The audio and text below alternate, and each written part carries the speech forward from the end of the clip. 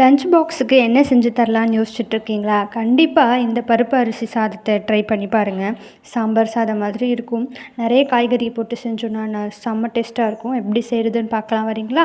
அதுக்கு நம்ம குக்கர் எடுத்து வச்சுட்டு 2 டீஸ்பூன் ஆயில் ஊற்றி சீரகம் 1 டீஸ்பூன் போட்டு அதை நல்லா ஒரு மாதிரி கோல்டன் இதாக வந்ததுக்கப்புறம் சின்ன சின்ன வெங்காயத்தை சின்ன சின்னதாக ஸ்லைஸாக 7 8 வெட்டி அதோட இதை நல்லா போட்டு சாட்டேட் பண்ணிக்கோங்க.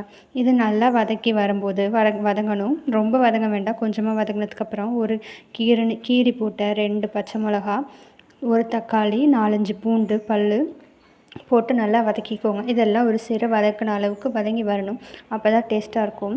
இது நல்லா வதங்கி வந்துட்டோம். இந்த மாதிரி நல்லா வதங்கி வரும்பொழுது நம்ம அடுத்தது வந்துட்டு இதில் மசாலா ஐட்டம்ஸ் எல்லாம் ஆட் பண்ணிக்கலாம். இங்கே நான் உங்கள் காரத்துக்கு ஏற்ப போட்டுக்கோங்க. நான் இங்கே வந்துட்டு 1 டீஸ்பூன் சிகப்புத்தூள் போட்டிருக்கேன். அதோட 1/2 டீஸ்பூன் உப்பு, 1/4 டீஸ்பூன் மஞ்சள் தூள் போட்டிருக்கேன். தேவையான அளவு உப்பு நீங்கள் உங்களுக்கு எக்ஸ்ட்ரா வேணுனாலும் போட்டுக்கலாம். 1/4 டீஸ்பூன் மஞ்சள்தூள் போட்டு நல்லா மல்லித்தூள் வந்துட்டு 2 டீஸ்பூன் போட்டுக்கோங்க. எக்ஸஸாக போட்டிங்கன்னா டேஸ்ட் இன்னும் இன்க்ரீஸாக இருக்கும். எப்போதுமே சிகப்புத்தூள் போட்டோன்னா மல்லித்தூள் எக்ஸ்ட்ரா 2 டீஸ்பூன் எக்ஸ்ட்ராவாக போட்டுக்கோங்க. நான் இங்கே கொஞ்சம் ஆயில் ஆட் பண்ணிக்கிறேன். இது ஆப்ஷனல் தான்.